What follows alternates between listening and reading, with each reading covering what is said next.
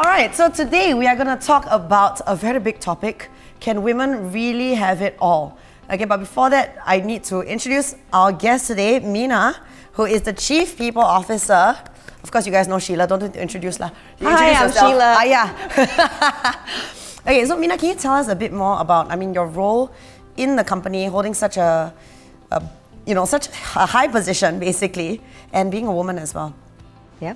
So I'm at FWD Singapore as the Chief People Officer, and my role is really to look after everyone who works at FWD Singapore and ensure that I'm helping them to be able to reach their full potential, to perform the best that they can in their job. Almost like a work mom. Actually, it sounds almost like a you're mom, right. A bit like that, yes. So you're a mother at home and mother at work too. Well, I try. Of course, both of these guys are mothers of two, right? So Sheila... Two girls. Two girls. The girls. Both of them have two girls. How old are your girls? 10 and 14. 10 and 14. Ooh, that is I gave my mum hell at 13, so this is not the easy age. And Sheila, of course, has just given birth. 2.5 and 3 months old. Congratulations. Thank you. Thank you. It's been a joy. So a little bit about, for those who for some reason don't know about Sheila, right? How is it like in your day-to-day these days? Wow. I wake up and I prepare breakfast for my daughter, and then I get now with the second one and then breastfeed, and then send the second one to school, and then come home breastfeed, and then prepare her for shower and stuff, and then pick the first one back from school, and then breastfeed. It's like basically the whole day is just about them. No, but you also find time to work. For example, like we've managed to shoot this. Yes. Although, guys, can I just say that when we were having our briefing call internally, right, our producer... Must you? I have to say this because our producer and I were together, and Sheila was like, can I just dial in? And then we dial in and she was making wontons. She's like, hang on guys, I'm just teaching my helper how to make wontons so that I can... I was like, seriously? So we're watching her pinching this wonton. And then she's like, okay, I'm going to move to the room. And then she moves to the room, and then suddenly the baby cries. She's like, okay, hang on guys, I need to breastfeed. And she's literally breastfeeding. I think our producer was a bit horrified. She's like, cannot see anything, but she was breastfeeding while speaking to us.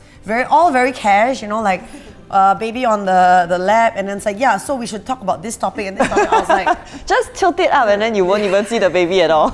Seriously, honestly, I don't know how you guys do it. Mina, for you, that's been quite a while ago. Yes. Right, but how do you manage now, having one preteen and one teenager in the house, plus a full-time job in a role that is very full-time? Yes. So once they get a bit older, it does become a bit easier. So you have something to look forward to. Yeah, so the 2.5 is already easier. Like being able to feed herself and like she wanting to try to do a lot of things herself, that is already easier. Fantastic. Yeah.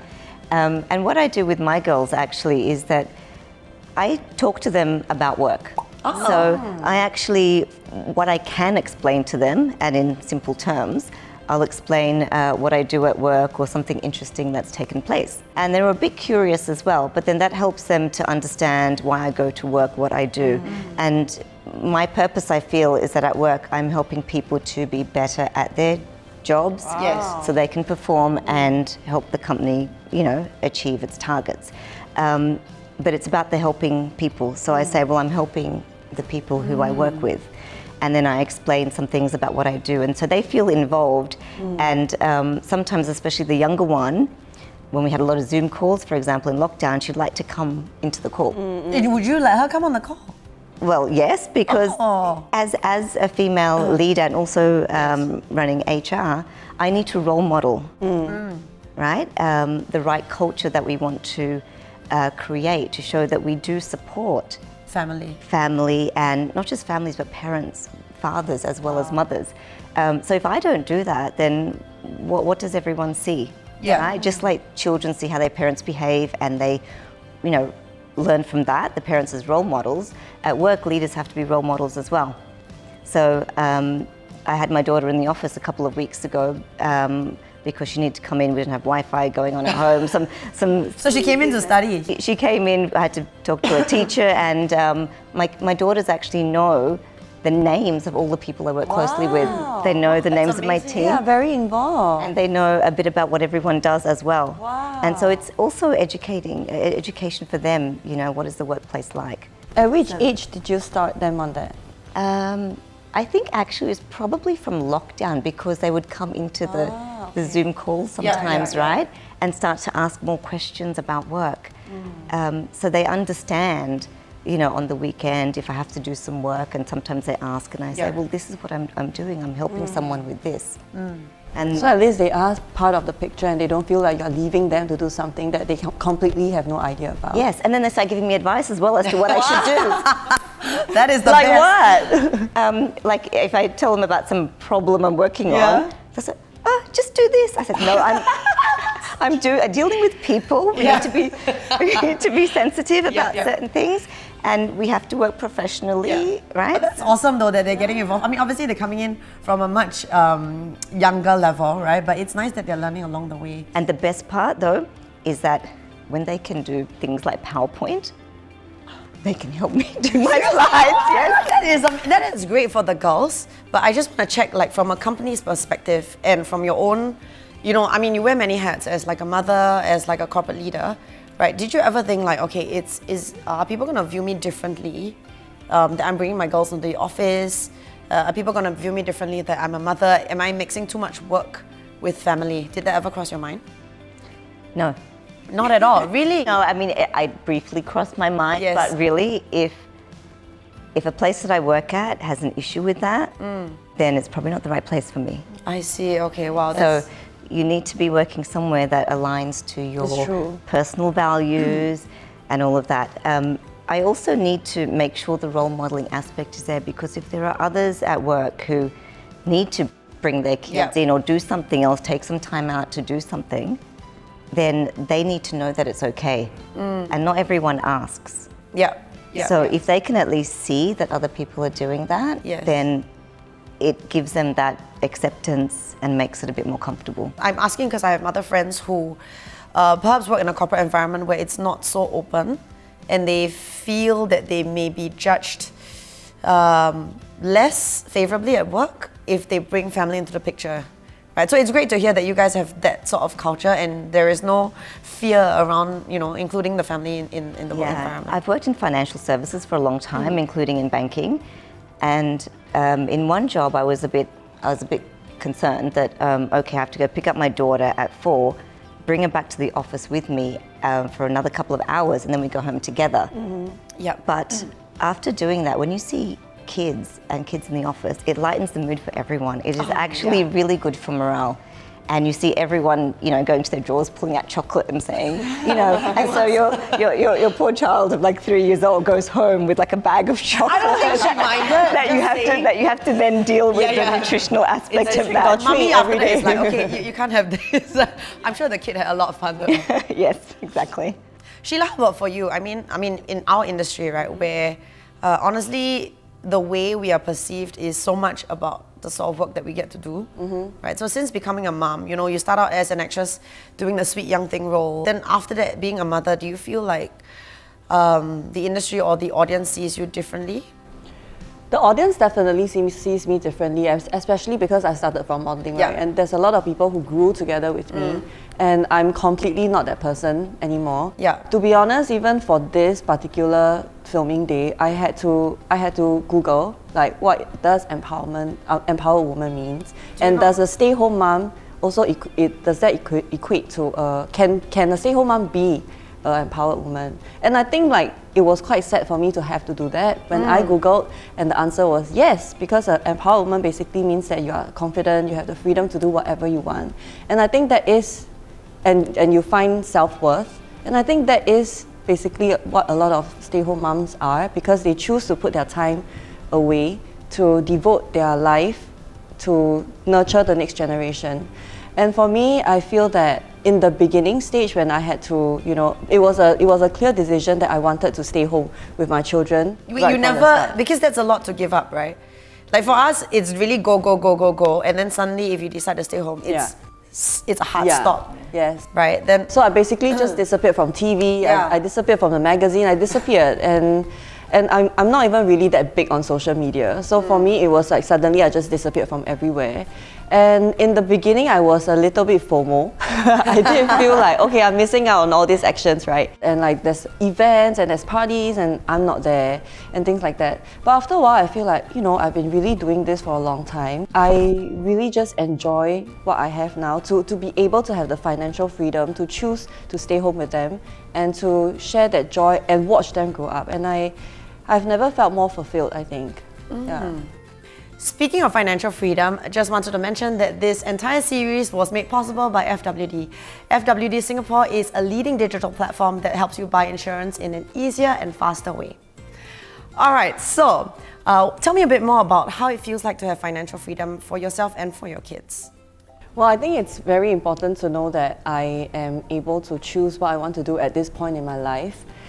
I basically did start working at 17 and I've been saving since then, and so this is the time where I am able to spend it however I want, and that means that if I don't want to work, I can choose to stay at home with them, and that gives me a lot of satisfaction and fulfillment to know that all this time that I've been prudent, not spending on bags. She and I are the this is like an internal joke, right? Because we are like the most prudent / sometimes a bit cheapo people that you have ever met, right? We were like discuss deals and stuff, which sounds really auntie, but yes. So I can attest to the fact that she is very prudent. So I was very close to using the word stingy, but I decided to go for prudent.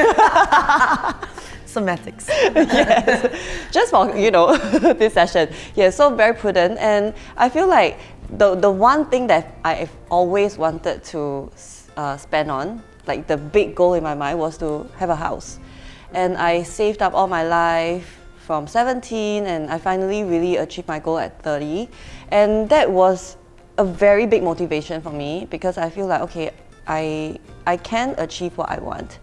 And then from then on, there was this sense of groundedness and there's this sense of confidence, I feel. So for me, I feel like financial freedom to me, it also is a form of security, and a very, very big one. To know that I have that security gives me the freedom to do a lot of other things that I want to do to pursue, and to know that my family is going to be okay. And I guess for our line of work, it really is when you stop, the money really just stops coming in. Yes. Yeah, there's no like basic pay or whatever like that. So to completely take a back seat, not completely lah, I mean like really take a back seat from work, it's a big decision. And I'm very grateful that my husband supports that, and I'm able to really see my children grow. And they are only young ones, and I feel like it's such a privilege to be able to spend that every day with them and see them, really blossom into who they are. I mean, 2.5 years later. I have a lot of friends who follow you a lot of mom friends who follow you on social media, right? And they are they follow you because they like the way you parent and stuff like that, but they also tell me they are very envious that they wish they had the freedom to be stay-home moms. I mean, that is, a privilege in itself, right? And but as we were saying just now, when you are a stay-home mom, sometimes you just want to go back to work. It's always like that, right? Yeah, it's always like because that. It is really, really emotionally draining and physically tiring as well to be a stay-home mom. I think a lot of people don't realize the energy that you have to give out. I constantly have to internalize, I constantly have to stop myself in track, and I ask myself, like, am I taking this out on her because I'm just really tired today? And I mean, I've never really been interested in most of the things in my life, sorry to say, but in parenting I really am, and I read up a lot on that, and I do courses on that, and so I am really trying my best to embark on positive parenting and conscious parenting, which is so tough. It is really hard. It's easy. Okay, I wouldn't say it's easy to be a parent, but to be a good parent, it really is hard. To consciously be aware of the things that I'm saying to them, of the things that I'm doing, and as you were saying earlier, that they're always watching us. We are a model to them, right? So to always be on best behavior, you can imagine how tiring that is. I know I'm not a parent, but my niece will correct me if I say certain words. Come on, what did you say? Did you use the S word? And I'm like, oh my gosh, I have the little police, watching me. I guess I wanted to talk about, since we're talking about can women really have it all, which is a huge topic, right? But I just wanted to check, I guess it's interesting to hear from a corporate mom, right, and a stay-home mom. Do you feel like sometimes there is a trade-off? I guess like Sheila would have the privilege to be able to maybe really be there for everything as a stay-home mom, tiring as it is, right? Did you have to give up? Because we talked about giving up things at work. How about giving up things to do with your kids' development? So I think the important thing is what Sheila mentioned earlier about empowerment, and it really is choice. Like, what do you want to do? And everyone is different. So I choose to work full time. Sheila chooses to be a stay-at-home mum, and for now, that's what we choose for now. Yes, that's right. So it depends on. This is my choice. So how do I make it work for me? Do you ever feel like, you're missing out on your children's life, to be really blunt about it, I guess? I'm taking this from when I read Sheryl Sandberg's book, Lean In, and she talked very directly about how she may not have had the chance to be there, say, for her kids, certain recitals or certain things like that. Do you ever feel guilty about that? Yeah, I do, but I also try to make time for those important things. And I discuss with them, with the kids, what is the really important thing you want me to do with you? So on the weekend, what do you want to do? Or this is coming up, okay, you've got a school concert, you've got your touch rugby game, and this and that, and how about we sit down and discuss which ones do you really want me to come to? Which ones really, what's really meaningful for you?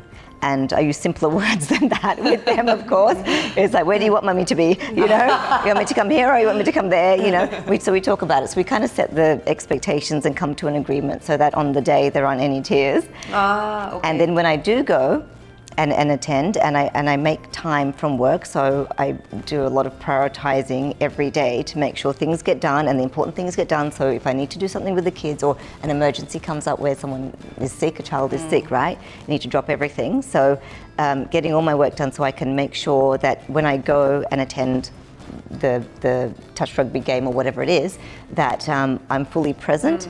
And then I also take something extra, which means extra treats or something to say, hey, I'm here and this is great. And she gets all my attention. Okay. It's so funny because recently I was working with, on another project, and then one of the people I was partnering said, I love working with mothers. I said, why? He said, because they are the most efficient.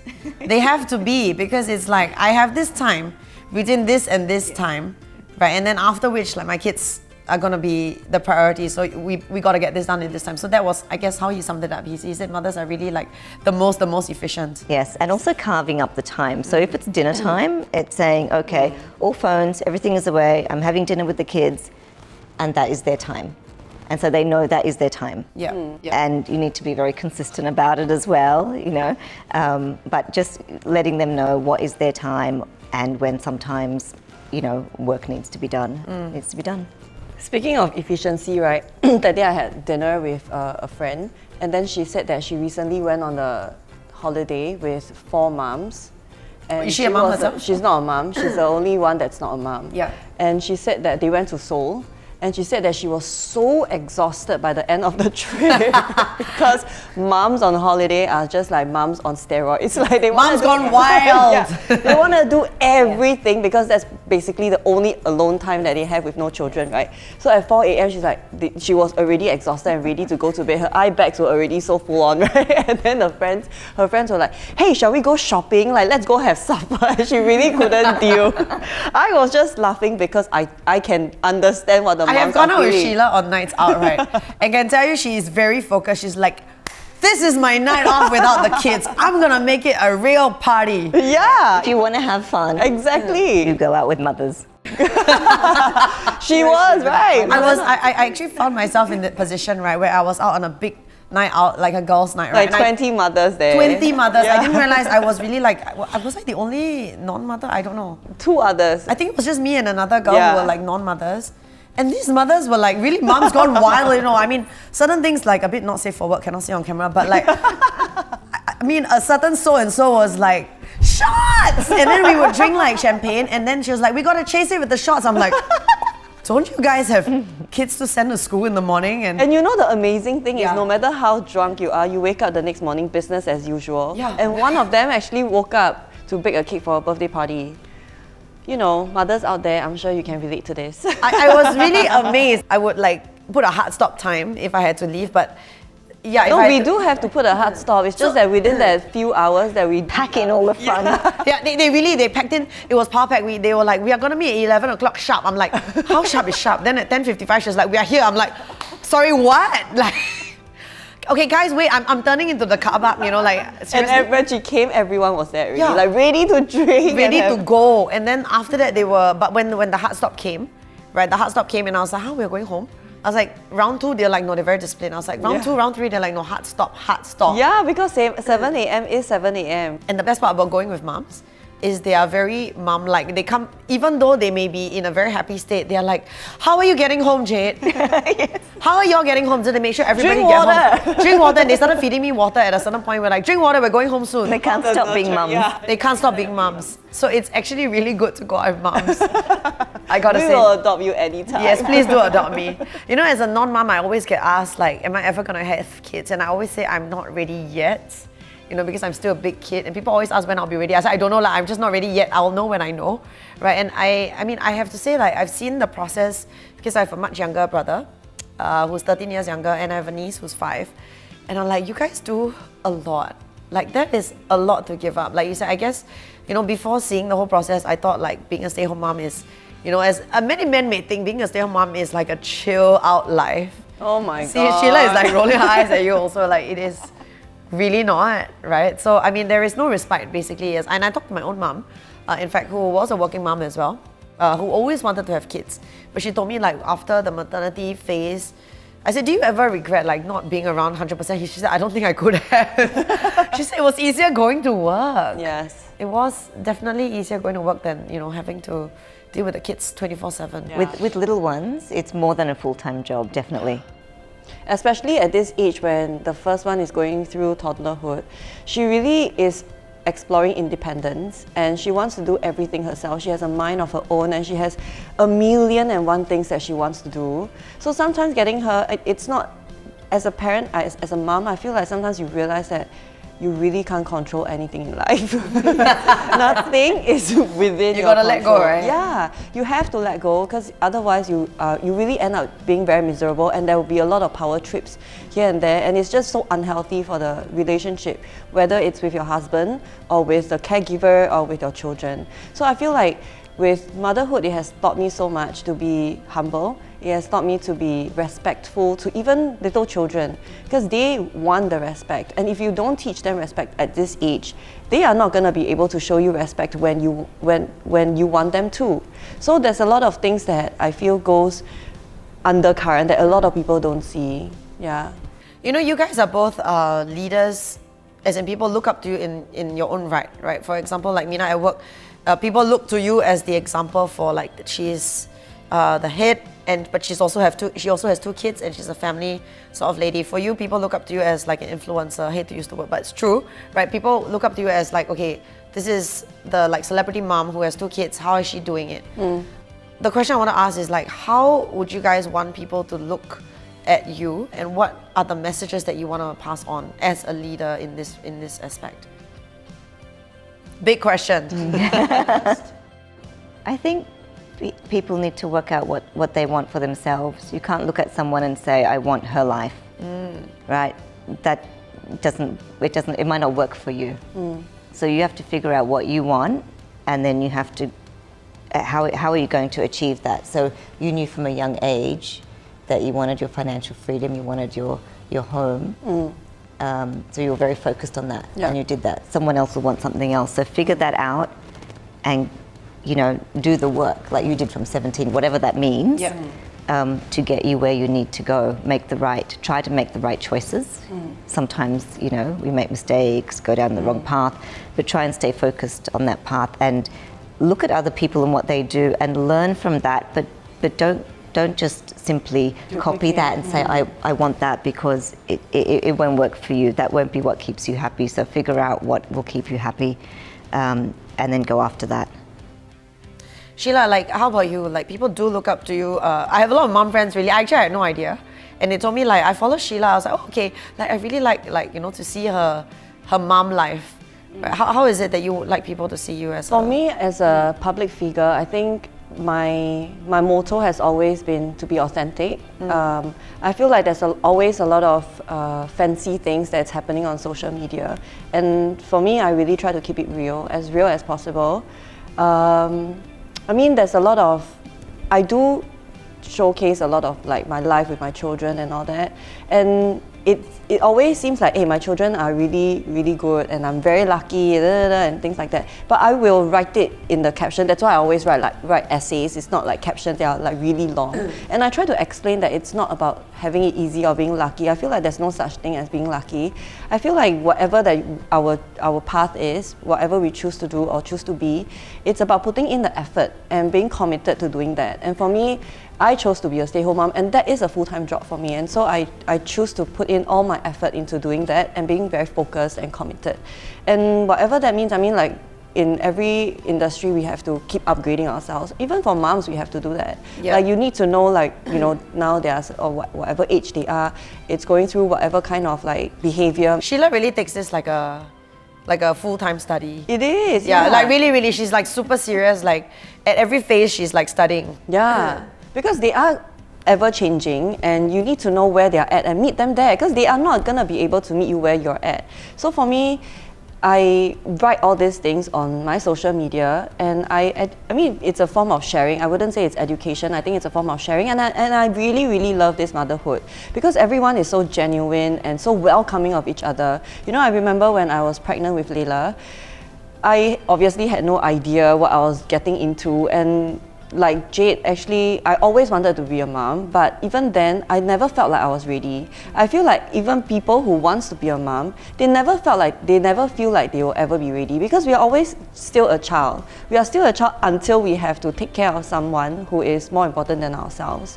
And when she was born, I had so many people showing me love and advice and telling me, you know, how things can be done. There's other options, and they are so accepting of whatever mistakes we have made. And I think that has given me a lot of confidence and assurance that, you know, this community is here to support me through this journey. Yeah. And you know, one of the really difficult things is that unlike a corporate job, as a mother, you don't know if you're doing a good job. Yeah. Actually, my own mom told me this. Really? I think like we've always had a very open relationship.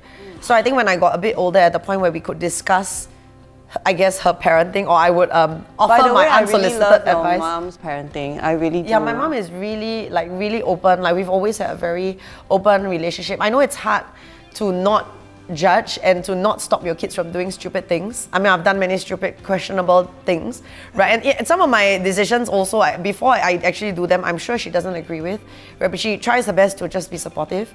And let you make the mistakes and learn from Yeah, I think it, that's right? the hardest so thing. hard. I mean, I'm not a mom, but even like, if just for a loved one to see a loved one make the mistake, you know, oh my gosh, don't do that, it's gonna be such a disaster, right? I think it's hard to just stand by and let them do it because you know they need to do it, right? But I think one of the things that I think when I was probably in primary school, that's why I said I was a terribly precocious kid. I think I told her I was upset about something that she said or did, right? And then she said she was sorry, she did wrong, and you know, no one ever tells you what you're supposed to do and not do. There's not just one essential guidebook that says like, do this, and that will be, I mean, you read a lot, right? But it's a lot of information. Yeah, and there's a lot of moving factors too. Yeah, like your It kid depends is, on exactly. every child is different. Yeah. So she's always said that. And then the worst thing is there's no affirmation. I think coming from like, in any environment, right? From a corporate environment, you get affirmed when you get a raise, you get a promotion. For us, we get affirmed when we get a good job, when we get a sponsorship, right? When we score a good deal. For example, right, there is no affirmation, not a lot in motherhood, like where you like, okay, good job, Mina, let me give you a tick, good job, and you Sheila. did this right. I give you a star, stamp, right? So I think that's hard. How do you keep going, you know, knowing that there's no real, or are there affirmations that I'm missing as a non-mom? I think what you said about the open relationship, if you keep that with your children, then I think that is a good indication that you're on the right track, right? If they are being open with you, they're talking to you, telling you what's going on in their life, then that's one of the indicators. It's easier said than done though, because I think Like, and sometimes I think back, right? And I mean, obviously, like during the difficult teenage years, I maybe didn't share that much with my mom when I was going through the rebellious stage. Like now when I tell her what I did then, she was like, oh my gosh, she said, a part of me is so glad that I didn't know because she would have been so worried. Do you know what I mean? So it's a My great mom thing doesn't to know have. the 70% of the things I did, and I'm glad it's that way. Same. So you'll never, I mean, I'm like, blah, blah, blah. So I kind of like told her later on, like now as an adult, and she was like horrified.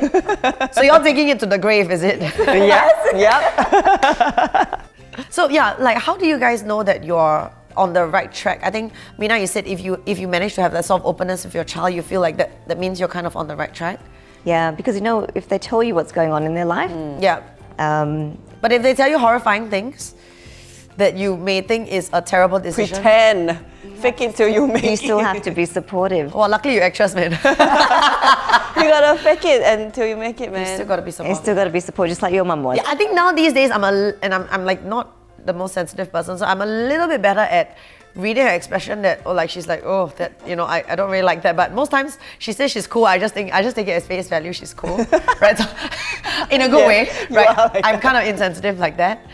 Sheila, I guess what is your sort of marker that you're doing right, you're doing a good job? Okay, so I have to bring this back to being mother for the first time and Yeah. the second time. I think that's a huge difference. Like when I had Layla, I was very uptight and very stressed out about everything because there's, like you say, there's no indicator whether I was doing this right or not. You just wanted to get it 100% Yeah, I just right. want to be.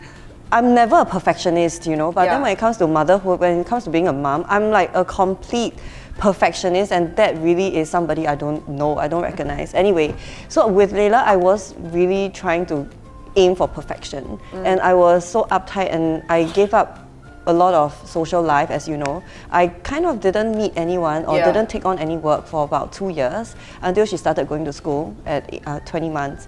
And for me, it's very important to teach them about emotions and the whole, you know, psychology thing and blah blah and stuff like that. So I taught her a lot about emotions and talked to her. I share with her about a lot of stuff. And you don't know whether she understands because Yeah. she is so young, right? I mean, she's now only 2.5. But then, now that she can, I guess she can speak better and she's able to verbalize her thoughts and emotions, I feel like I have done a pretty good job because she's able to share with me about her thoughts, like what's happening in school, and she will be able to tell me like, Mama, I don't like that you did that. And this morning she was very emotional, as they are at this age. She was very emotional about something, and then I tried to carry her and I threw her on the bed because she liked that, like I threw her on the bed, and she got really upset and she was kind of like cranky for a little while. And I didn't know what it was. I said, what's going on today? Are you okay? And then she said that I would like Mama to be more patient with me. Wow. And those are big. At 2? Yeah, at 2.5. I think those are really big and important moments for me. I feel that she is able to ask for help when from me or from anyone for that matter, you know, to verbalize her thoughts and emotions. So to me, I feel like, wow, I have done well. So now with the second one, I'm a lot more relaxed because I feel like, okay, you know, now the first one can take care of the second one and teach her about emotions, which is why now I'm at work and I can go out with friends, etc. So for me, I feel like how do I know that I have done a good job or that it's on the right track is moments like this. I really don't know because they change so fast. I mean, now they are going through toddler, and then next year is the teenager, and then whatever, you know, things will start to happen. And It's then a term, teenager. yeah, there is a teenager. And then when they start going primary school, it's also about the friends that they hang out with. So it's navigating through this journey with them and constantly reflecting again and to see if, yeah, I'm on the right track. For me, I know what I want, which is the connection and the communication that we have with each other. And if that is okay, I feel like a lot of things will slowly kind of fall in place. Because I was never the kind that communicated well with my mom. I was going to ask, like, you know, how your relationships were like with your moms, and did that help to shape the way that you guys parent as well? Oh, it was a very big, I guess, a very big factor for me because my relationship with my mom was always quite. She was for most part of my life. She was not very present, and which is why I guess I am so present with my kids because I don't want them to feel like they can't have somebody to turn to. and I guess it's always like that. With motherhood, there's always a very big part of your relationship with your mom that will kind of like affect and show up. Yeah. Like all the baggages and the issues will start to show up, all the inner child issues, which I always tell you about. So it will show up, and it's about battling that and make sure that you don't bring all these issues into the next generation, which is why I'm very conscious and constantly reflecting on, okay, when I make this choice or when I use these words or whatever that values I'm trying to pass down to her, is it something that I didn't have or something that I wish I could have, things like that. Yeah. Mina, how about you? How about did your relationship with your mom help to shape the way you parent? Yes, definitely. My parents were very conservative, so there wasn't so much of that open communication like you have with your mother. So that makes me want to have the very open communication. I want to know what's going on with my girls. I want them to feel comfortable to tell me. So Sheila, earlier you mentioned talking about emotions, and I think anything that you talk about with kids, even if they're young, they're still hearing it, it's still going in. So if you set the right, you set up the relationship the right way, in an open way, talk about emotions, and then you see later, like your daughter said, you're being impatient. Yeah. Everything is going in. It is. So they're watching you, they're hearing what you say, even if they can't understand it at that particular age. In time, you will see that it all comes out. It is very shocking to me that at 2.5, she is able to say things like that. I'm quite surprised. Yeah, it's really quite mature, emotionally mature to say something like that. And now she's at this age where she does a lot of like imaginary and creative play. So she will bring her soft toys and she say like, oh, this is Doo-da-doo, like her elephant, and this is and she would tell me things like, oh, dude, when Doo-da-doo was small, I breastfeed her too. So she is remodeling, everything that I'm doing, and then she will tell me stories like, oh, Doo-da-doo wake up in the morning and I sang song and I put her to bed last night. Things like that. So she is listening and she is really absorbing every single thing. And sometimes like the conversations that I have with like my mom or with my husband or whatever, even with my helper, she will somehow translate it into her own story with her soft toy friends. And I love hearing her stories because that is an indication for me as to what she is absorbing and what's happening in school with her friends. Okay, so Mother's Day is coming up, and of course we would like to wish Happy Mother's Day to all mothers. Do you guys, last question, just because, I feel like mothers are actually honestly very easy to please, but just to ask, what would be your ideal way to spend Mother's Day, if you could pick? Because I asked my own mom and she always is like, oh no, just spend time together lor, as a family, and I'm like, really? So simple? This year, my Mother's Day is gonna be celebrating Skylar's 100-day celebration, 100-day celebration on the same day. So a lot of moms will be there. We'll be celebrating Mother's Day together, kind of. But ideally, if it wasn't, actually, I would be happy with just a dinner, like what your mom said, or a meal together. Just a day of fun with my husband, really being there and having fun with the children as well, and maybe a kind of a handwritten card from my daughter. Any form of card, whether it's like scribble or whatever, that would be really nice. For me, I'm really a handwritten card kind of person. Yeah. Yeah, so yeah, that's all that I will make me happy. You see, moms. Mina? I always get a handmade card and some handmade gift, right? Just paper. Who something. encouraged that? I'm not sure. They just always do that. They do it for my husband as well for his birthday. And I guess we like that, and we say that we like that, and so they always make something rather than going out and buying me something, which I can do myself anyway. When they make something, it's really special, isn't it? And you see them progress over the years, like the card from it's really cute. Yeah, and they help each other as well. And they say, and I say, how did you know how to make this? Oh, I saw it on YouTube. Sister showed me, and this and that. Okay, great. So a bit of teamwork, sibling. And then also, I like to do activities with them. So something outdoors, something fun, whether it's going to the beach or it's mini golf or bowling or something like that the whole family can do together. So that's probably a nice Mother's Day. So it seems like for Mother's Day, you guys want like still, I guess, same as my mom, something really simple and something that also includes the whole family, including the fathers. We've left out the poor men on this one. Okay, let's talk a little bit about fathers. You know, their role in the family unit, I guess, and also, Mina, maybe their role in a corporate setting, because there is, you know, it's a bit more when you have a very how do you say, progressive workplace like yours, right, where you accept that, okay, women, we need to, sometimes your kids need to come into the office to work because they end school maybe at an awkward time, like 3 o'clock, 4 o'clock, there's no one to watch them, it's okay to wait for a while, you guys go home together, but it's not as commonly seen when it comes to fathers. How does it work with the men? Yeah, so I think we need to be equally supportive to the fathers in the office as well as the mothers, because there can be a little bit of a stigma around you know, the father having to go and do something for the child. It's always okay for the mother to, but we should really normalize that so that we can support the fathers, because supporting the fathers ends up also supporting the mothers. So we're supporting the whole family unit. If the father needs to do something, take some time off to do something for the children. Is it common that men take time off to, like, say, pick their kids from something or like have to leave? I mean, because honestly, really, I don't want to corporate, but my understanding is usually is the mother. I generally hear more from mothers in any place that I've worked than from the fathers. Yeah. And, you know, just for the family unit and the whole family dynamics and relationship, for parents, for fathers to be able to carry a little more and feel, you know, more part of their children's lives as well, probably because they want to, but sometimes they can't, they feel like they can't. Yeah. So we need to role model that as well, right? To have some of the senior male figures role model being a father and having to do things in work times for their children, with their children. That's a really good point. And I think normalize is really the word.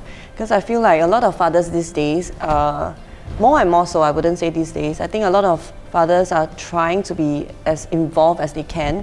I mean, when I pick Layla up from school, a lot of fathers are actually there to pick their children up from school as well. And when sometimes, unfortunately, Layla has to go to the doctor, a lot of fathers are the ones that's bringing the children as well. So I think fathers are really trying to be more involved. But in corporate situation, in corporate setting, I think a lot of times they feel like they can't ask for that kind of leeway that mothers have. So I think that's a really, really good point. I love that you're trying to, I mean, like, you know, there's a focus on normalizing it as well, because there is, I think, a little bit of a less acceptance, right? When a dad says, oh, I need to go to do this for my kid, right? There's a little bit more normal for moms to do it. So I think that is definitely a positive thing. Right. And it's also sometimes that awkward pause of why can't your wife do it type of thing, right? Yes. Like, why are you taking time off? Yeah, we have to stop doing that. I think even for my husband, when he tried, I mean, usually it's like the mom will try. If the mom can't, and then the father will have to step up. And when my husband tried, when he tried to ask for, time off, he will feel stressed about that. Like, it's not a normal thing to ask for. Yeah, is it okay to tell my bosses that, I need to take time off to send my daughter to a doctor or whatever like that? He shouldn't feel stressed. He shouldn't have to feel, he shouldn't have to feel awkward or that, it's different. Yeah. So. What sort of, message would you like to send, Sheila, like on social media, for example, of the role of your husband in the family unit? He plays a very important role. I wrote this before, and I mentioned that, like, when I first had Layla, I was going through so much postpartum emotions. I was like I was saying earlier, I was a perfectionist. I wanted things to be in a certain way from the day she was born. Obviously, that was not possible, and I was crying almost every day. And even with the help of my helper and confinement nanny, I just felt like, why couldn't I get things done? Like, my milk supply was low, I was really upset. She was crying, I couldn't comfort her. I was just upset about everything. And when Dion comes back home, he's the only one that I could turn to. Like, he will always see a crying wife that has not showered for days, and like hair all over the place, and I would get really, really emotional. And he played such an important role, because he would come home and be my pillar of strength, and he would comfort me and tell me, like, it's okay, you are already doing your best. I guess, some sort of affirmation. if any at all, like with parenthood, I think it comes from your partner. And he was really there to show me the emotional support. And I feel like when it comes to emotional and psychology, right, like we always talk about it, men have it really hard because they don't have an avenue to talk like women do. See, we're all laughing, we're like, totally. Like women would just kind of gather and then the emotions come out so easily. Yeah. And then we would kind of just let it out and release whatever pent up frustration that we have.